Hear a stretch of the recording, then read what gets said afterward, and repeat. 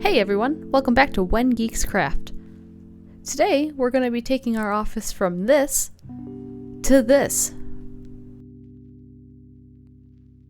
First thing to do was move my giant standing desk to its permanent home in a different room.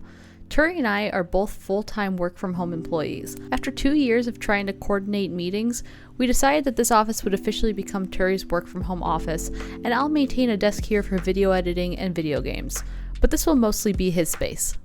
We're going to be installing 3 sections of butcher block to be the floating desk. To do this, we marked where the studs were in the wall and installed a back rail along with the wall braces.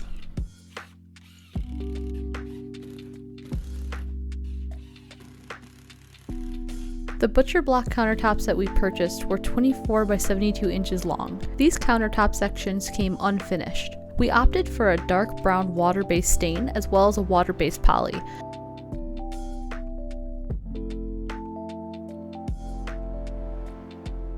After doing oil stains and polys for the craft room, we knew we didn't want to wait hours between coats. This stuff was amazing and dried super quickly.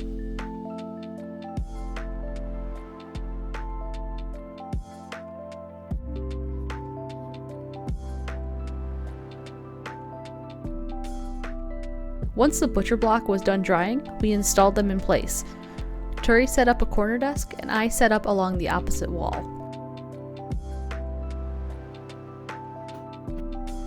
Then we moved our computers back in place because we needed to start the actual hard part, the art.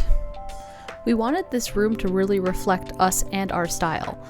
Nothing can reflect that better than walnut, brass, electronics, and resin. So the plan is to make this. It all starts with a big vat of resin. This project was going to need 6 total hexagons, but we made 8 to have backups in case any of our color combinations didn't work out. We made the frame from melamine, tuck tape, and caulk.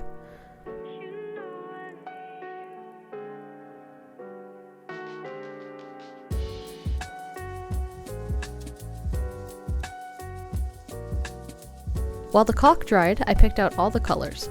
We just had a huge restock of black diamond pigments, so I wanted to see how many of them I could use. I picked out 3 colors for each section and tried to come up with some unique options.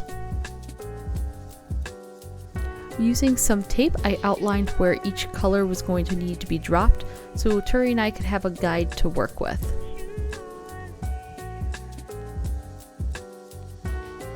The last bit of prep was to load all the pigments into cups in preparation for the resin. We used small Dixie cups and about 2 popsicle sticks worth of pigment for each cup.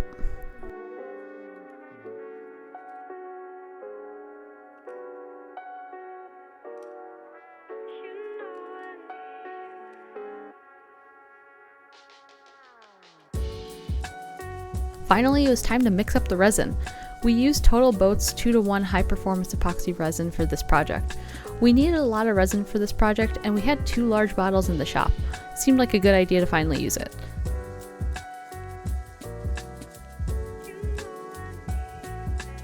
We're very used to using 1-to-1 epoxy resins, so it was interesting to figure out this stuff. It turned out great in the end, and the pot life was perfect for this large, intricate pour. Once we had a base layer of clear resin in the mold, we loaded resin into the Dixie cups and mixed them as fast as we could.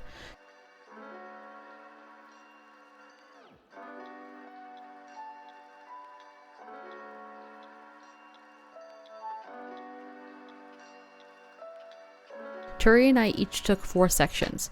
Turi went for chaotic dirty pours and I went for classic swirls. In the end, we ended up using more of Turi's because they turned out so cool and abstract.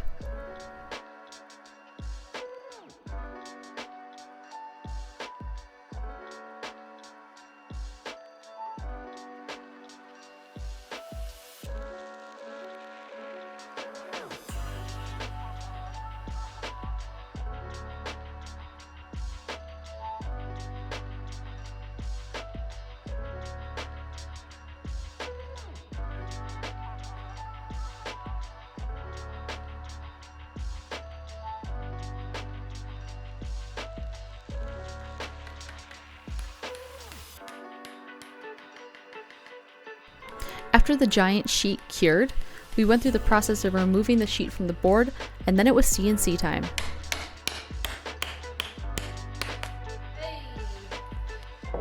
Satisfying click.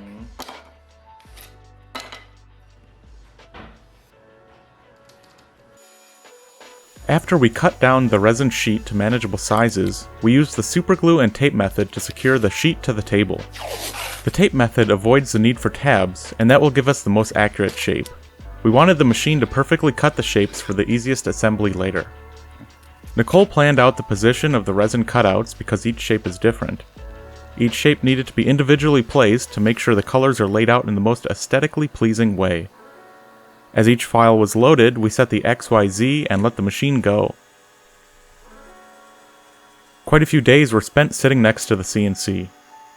This project required us to learn a brand new tool, so we were excited about how simple it was once we got it all set up and running.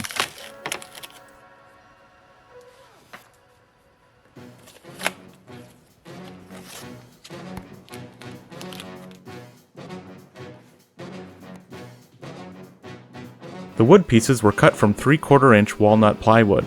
The files were designed to have pockets for the lights to illuminate the resin panels.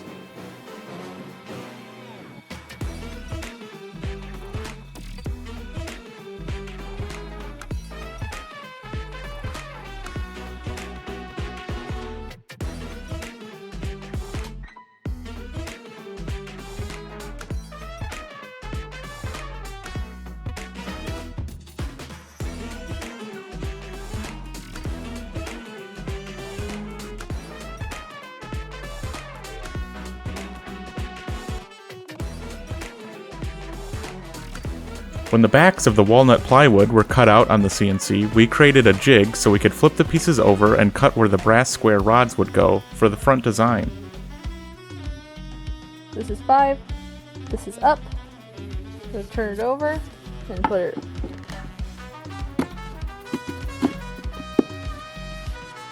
Again, a lot of planning and care went into making sure the pieces were lined up accurately to not mess anything up.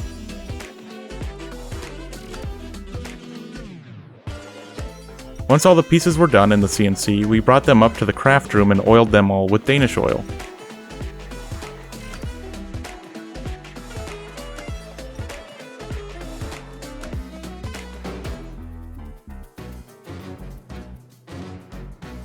Next up, the brass details. We purchased brass square stock from Online Metals for the front detail design. We got them in 1-foot sections and cut them down to size for each hex using some marking fluid and a hobby miter kit.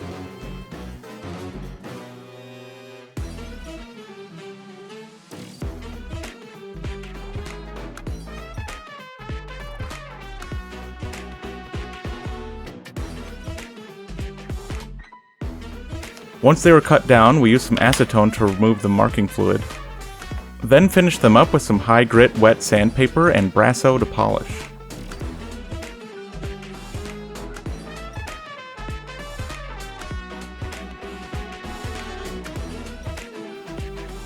To cover the plywood edges, we applied some walnut edge banding with an iron.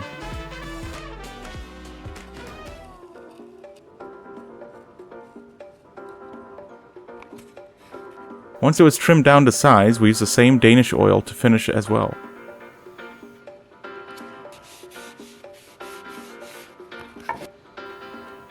To attach the pieces together, we laser cut out these domino-looking pieces. They fit between each hex and were secured with wood glue.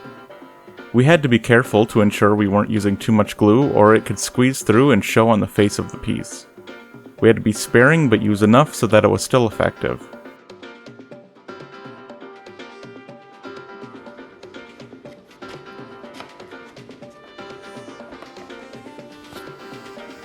Once that was done, I started the process of wiring the LEDs.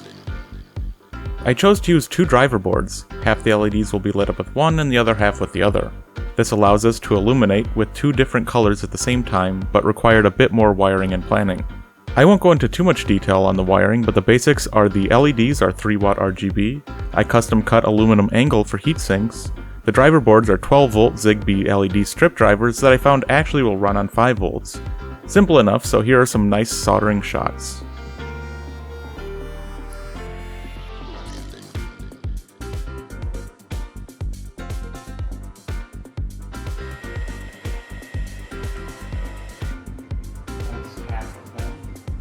Nice.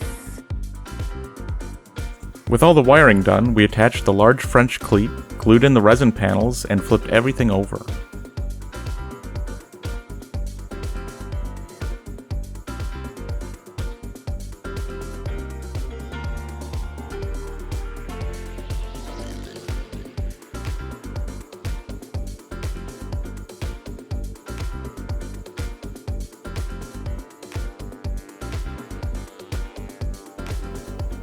We secured the brass square stock in place with some super glue, being careful not to use too much to avoid squeeze out. Now for some final shots of the art and the office.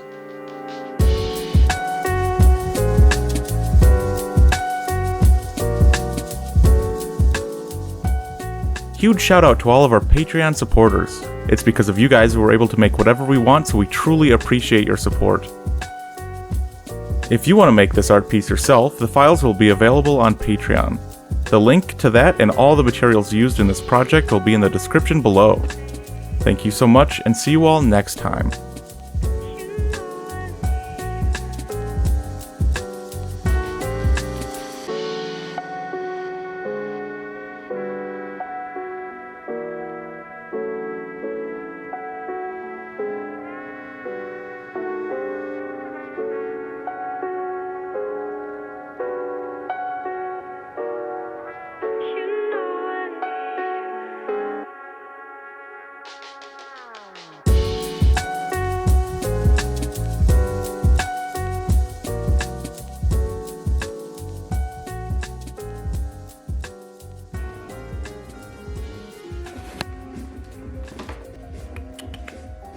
Hey. Oh, he has the strings.